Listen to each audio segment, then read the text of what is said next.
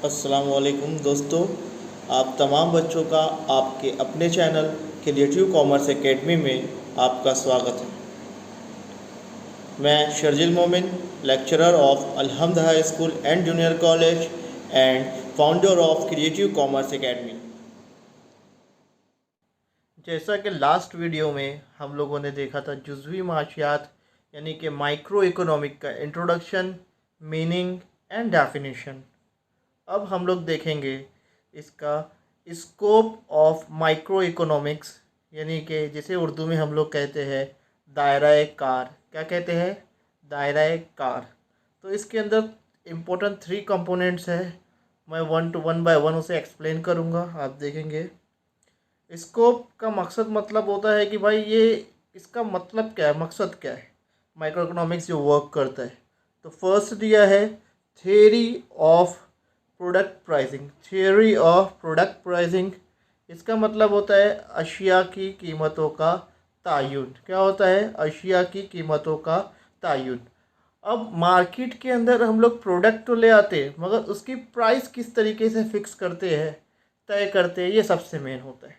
तो किसी भी प्रोडक्ट की जो प्राइस होती है उसकी डिमांड एंड सप्लाई के ऊपर डिपेंड करती है, यानी कि लोगों के लिए मार्केट में कितनी उस प्रोडक्ट की मांग है और कितनी रसद मौजूद है।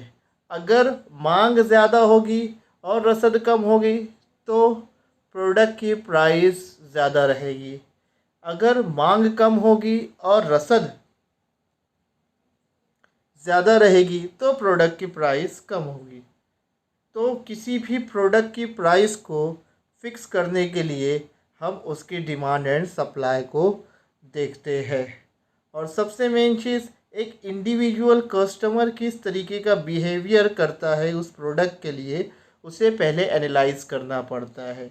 अगर प्रोडक्ट की डिमांड बहुत ज़्यादा है, कस्टमर बहुत ज़्यादा उसे परचेज़ करना चाहता है, कस्टमर में के लिए उस प्रोडक्ट के लिए डिज़ायर बहुत ज़्यादा है कस्टमर के अंदर, तो उसकी प्राइस जो है वो हाई होगी, अदरवाइज उसकी प्राइस नॉर्मल रहती है।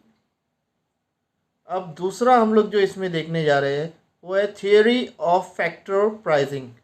Theory of factor pricing Urdu में कहते हैं अवामिल पैदावार की कीमतें। क्या कहते हैं? अवामिल पैदावार की कीमतें। अवामिल पैदावार की कीमत का नज़रिया मसलन इसके अंदर तकसीम का नज़रिया यानी कि थियरी ऑफ डिस्ट्रीब्यूशन की भी आता है। ये इस चीज़ की वजाहत करता है, यानी इसे एक्सप्लेन करता है कि जब हम लोग कोई भी प्रोडक्ट बनाते हैं तो उसको बनाने के लिए 4 इंपॉर्टेंट चीज़ लगती है, जिसके अंदर लैंड, लेबर, कैपिटल और एंटरप्रेन्योर। हम लोग इसको ये भी कह सकते हैं factor of production. Factor of production का मतलब होता है ये चारों चीज़ों से मिलकर ही कोई भी प्रोडक्ट तैयार होता है, जिसके हम लोग उर्दू में कहते हैं ज़मीन, मज़दूर, सरमाया और मुंतज़िम। लैंड, लेबर, कैपिटल और एंटरप्रेन्योर। तो ये जो तीनों चारों चीज़ें हैं, तो हर एक चीज़ के लिए उसका रिवॉर्ड होता है, यानी कि उसकी कीमत हमें देनी होती है। इस तरीके से अगर हम लोग देखते हैं तो एक जो मज़दूर होता है यानी कि लेबर होता है, उसके लिए हमको उसकी मजदूरी देना है, वेजेस देना है। लैंड है तो लैंड के लिए हमें उसका रेंट देना है, उसका किराया देना है। हम लोग जो सरमाया लगा रहे, जो हमारे पास इन्वेस्टर्स होते हैं, जो हमारे बिजनेस में पैसा लगाते हैं, तो हमें क्या करना पड़ता है, उन्हें उस पैसे के बदले, या हमने लोन वगैरह लिया है तो उसे उस पैसे पर हमको इंटरेस्ट यानी कि सूद देना होता है। और जो मुंतजिम होता है, जो खुद बिजनेस को चला रहा है, एंटरप्रेन्योर, उसका फ़ायदा क्या होता है, उसका इनाम क्या होता है? उसका इनाम होता है मुनाफा। क्या होता है? मुनाफा, यानी कि बिजनेस का प्रॉफिट। तो इन तमाम चीज़ों को की स्टडी करता है और उस चीज़ को बताने का काम माइक्रो इकोनॉमिक्स करता है। कौन करता है? Micro economics. अब हम लोग जो सबसे मेन फैक्टर है, third factor, theory of welfare. Theory of welfare बोलेंगे तो कहा जाएगा फलाह का नज़रिया। फलाह का नज़रिया ये बुनियादी तौर पर वसाइल का तयन में कारकर्दगी के साथ वजाहत करता है। क्या करता है? वसाइल के तयन में कारकर्दगी यानी कि इफ़िशियंसी के साथ वर्क करता है, वजाहत करता है कि भाई काम किस तरीके से हो रहा है, हम लोग जो काम कर रहे हैं, जो प्रोडक्ट को बनाने के लिए सामान ले रहे हैं, वो सही वसाइल हमारे पास जो मौजूद है, जैसे कि लैंड, लेबर, मज़दूर जिसे हम लोग कहेंगे, सरमाया वगैरह, तो इसका हम लोग यूज़ किस तरीके से कर रहे हैं। यानी कि हमारे पास जो रिसोर्सेज है उसका सही इस्तेमाल होना चाहिए। अगर हम लोग हमारे पास मौजूद रिसोर्सेज का इस्तेमाल सही नहीं करते हैं तो हम लोग अपने साथ साथ हमारे रिसोर्स और अपने टाइम को भी वेस्ट करते हैं। तो इस चीज़ के अंदर, इस नज़रिए में वो ये देखता है कि भाई कोई भी रिसोर्स को मिसयूज़ या वेस्ट नहीं होना चाहिए, क्योंकि रिसोर्स जो है वो हमारे कौम का, हमारे मुल्क की एक ज़िम्मेदारी है, एक हिस्सा है, हम जिसे बर्बाद नहीं कर सकते।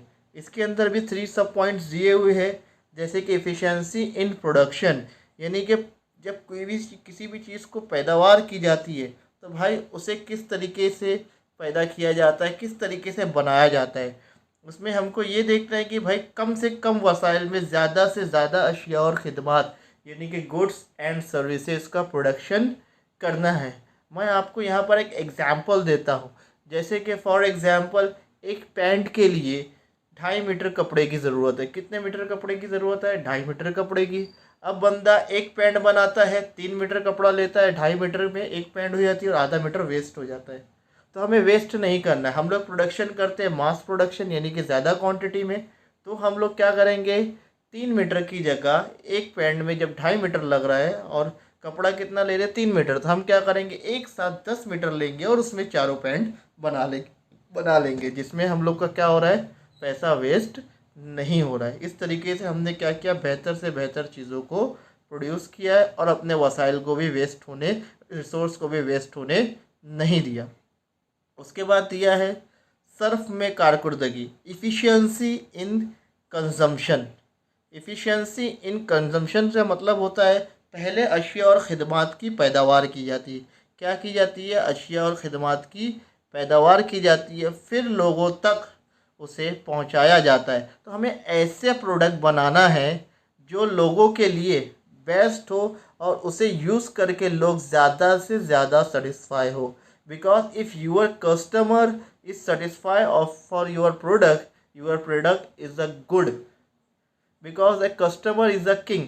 हमको क्या करना है, हम जिस समाज में गुड सेल कर रहे हैं, हमारा मकसद सिर्फ गुड सेल करना नहीं होता, बल्कि उसे बेटर तरीके से बनाकर सेल करना। Thanks for watching. अगर आगे भी आपको ऐसी बहुत सी वीडियोस देखनी है तो हमारे चैनल क्रिएटिव कॉमर्स एकेडमी को सब्सक्राइब एंड शेयर करें। और आपके जो भी क्वेश्चन हैं कमेंट में आप पूछ सकते हैं, या वीडियो में स्टार्ट में ही मेरा नंबर दिया हुआ है, पर्सनली कांटेक्ट करके भी आप क्वेश्चंस पूछ सकते हैं।